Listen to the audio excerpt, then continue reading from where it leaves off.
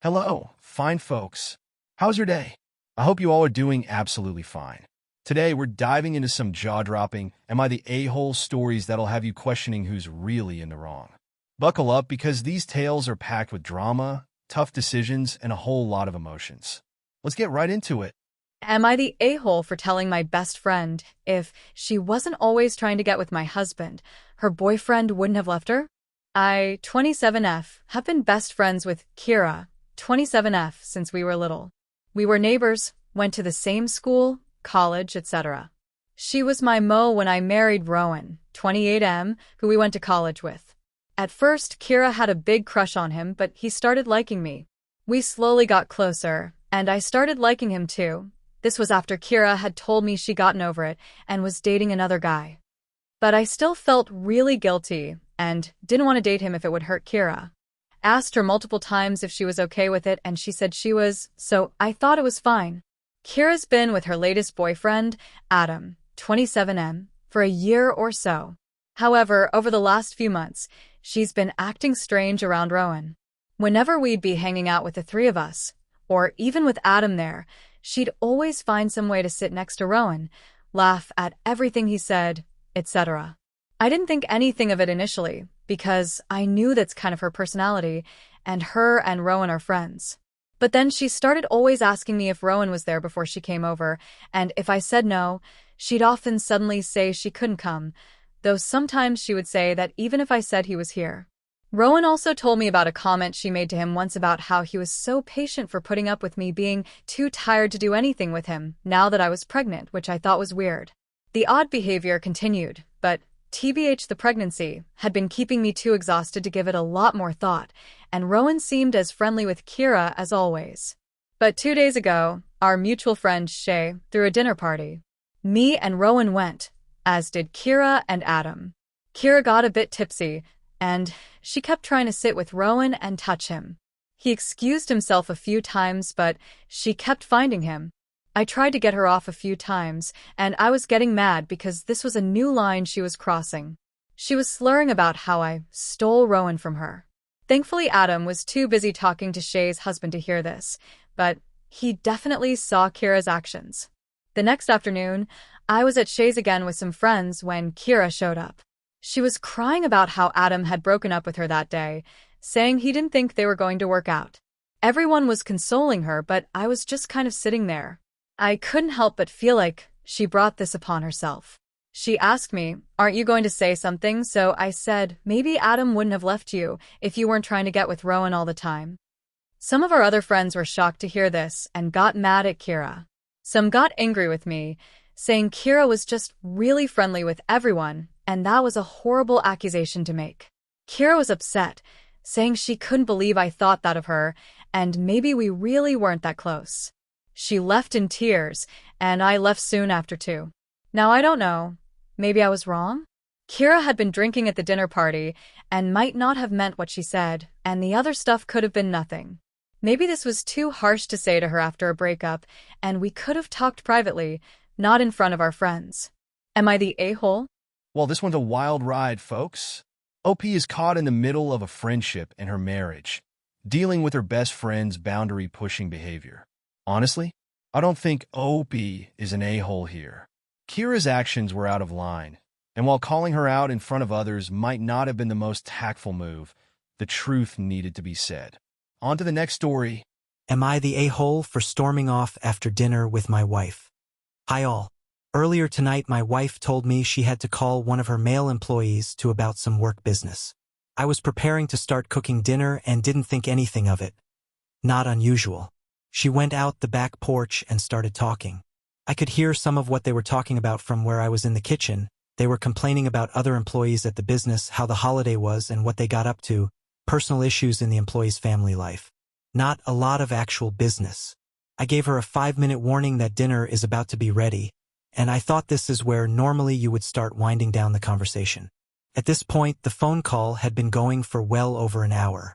I finished cooking and plated up, and let her know that her food is good to go, and she gives me the 1 minute and I'll be there gesture. So I go pour out some drinks, go sit at the table and wait.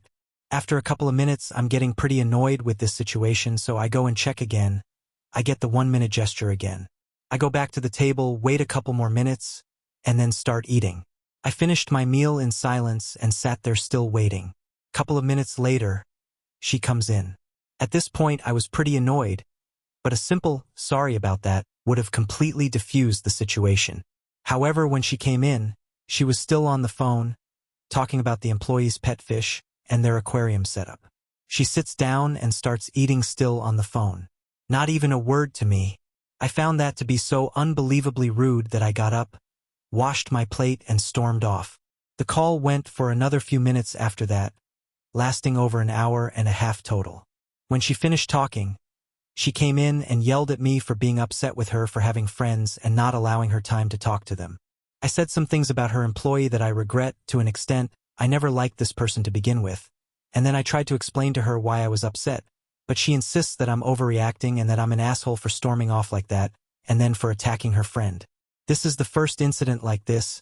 She doesn't have a lot of friends and rarely has phone calls like this. We don't always eat dinner together, but most nights we do, especially if I've cooked something nice. I asked her why she didn't just hang up when I told her dinner was ready, and she said it would have been rude. Was I too impatient? Did I overreacted? This one's a bit of a dinner disaster. OP cooked a nice meal for his wife, but her lengthy phone call with a male employee left him feeling disrespected. While storming off might not have been the most constructive reaction, I don't think OP is the a-hole here. His frustration was valid. Who wouldn't feel overlooked in that situation? Now, let's move on to the next story. Am I the a-hole for not buying my girlfriend's kids' cars? My daughter is turning 16 and I agreed to help get her a car. She asked for a little Honda or Toyota that's good on gas. We set a budget of $3,000, and if she wants something more expensive, then she needs to kick in the remainder. My girlfriend's 2 kids got upset because I won't buy them the cars they want. One asked me for BMW i8 and the other requested a brand new truck. I told them they needed to take it up with their mom and dad that they are the ones that should be buying them a car. We aren't married and only been together 2.5 years. Their dad is pissed because I won't help out his kids, and girlfriend's pissed because I'm doing for my kids but not hers. Girlfriend's sister and husband agrees with them, saying I'm an asshole for treating her kids different. I don't think I'm the asshole, but instead feel like I got a gold digger family after what I work hard for. Figured I'll let the internet determine if I'm actually the asshole and if I should reconsider my stance on the subject. Now here's a classic clash of family expectations. OP is being generous by helping his daughter get a practical car, but his girlfriend's kids are demanding luxury vehicles, and everyone's calling him the a-hole for saying no. Honestly, OP is not the a-hole here. He's setting reasonable boundaries, especially since they're not married, and it's not his responsibility to provide for her kids. Let's keep things rolling with the next story. Am I the a-hole for not allowing a newborn at my birthday? I'm having a 30th birthday party. It's ladies only and asking people not to bring SOs or kids. It's not going to be a rager, but I want it to be a fun night to let loose a little, lots of moms coming, laugh, and have fun. A friend of mine just had a baby. Her baby will be 1 month exactly day of party.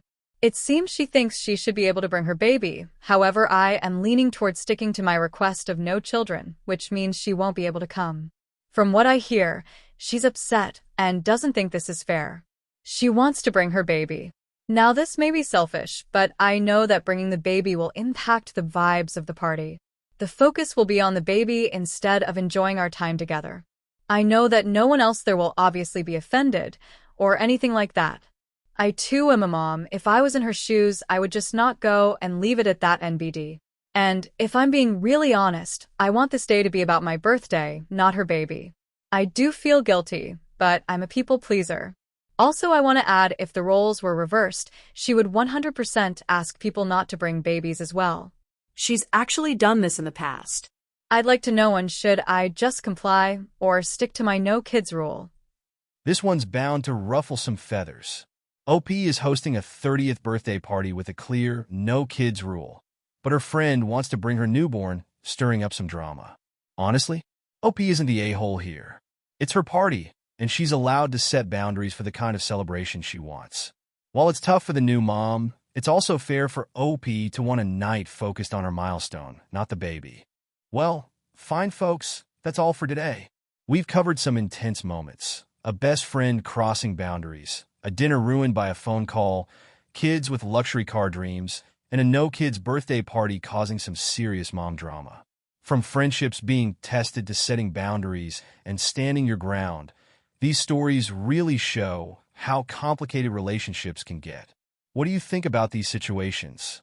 Let me know in the comments below, and don't forget to like, subscribe, and hit that notification bell for more stories like these. See you in the next one.